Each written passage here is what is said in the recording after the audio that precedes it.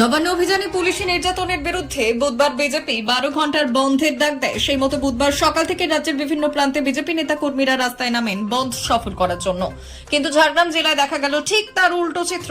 বন্ধ সফল করলো সাধারণ মানুষ। এমনিতেই মঙ্গলবার সাপ্তাহিক ছুটির দিন।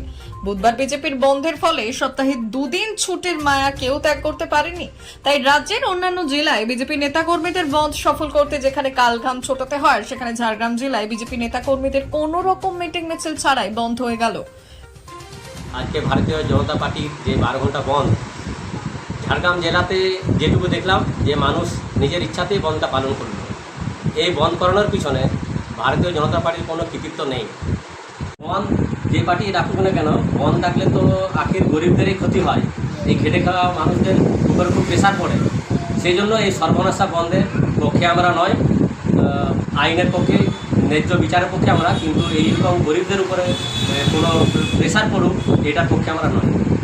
সকালের দিকে গুটি কতক বিজেপি সমর্থক রাস্তায় নেমেছিল বটে, কিন্তু তাদেরকে তৃণমূল নেতাকর্মীরা রীতিমতো তাড়িয়ে দেওয়ার ফলে সেই বিজেপি নেতাকর্মীদের সারাদিনে আর কোথাও দেখা পাওয়া যায়নি।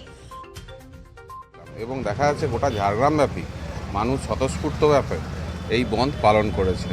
কিন্তু তৃণমূলকে দেখা যাচ্ছে যে তৃণমূলের বিভিন্ন নেতামন্ত্রীরা একদম রাজ্য স্তর থেকে বুথ স্তর পর্যন্ত তারা তেড়েপুড়ে নেমেছে এই বন্ধকে অসফল করার জন্য। মানুষ তাতে সাড়া দেয়নি।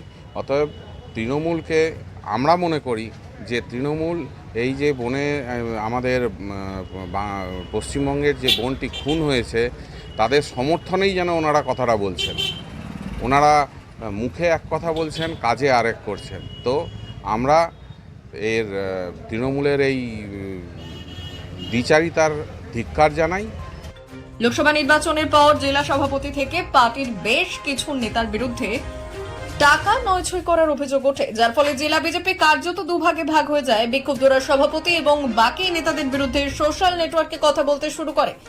সেই বিক্ষোভকে কোনো মতে ধামা চাপা দেওয়ার জন্য বেশ কিছু কর্মীদের বহিষ্কার করে বিজেপি। বহিষ্কারের পরেও বিজেপির সুনির্দশা যে কাটেনি তা এই বন্ধে পরিষ্কার।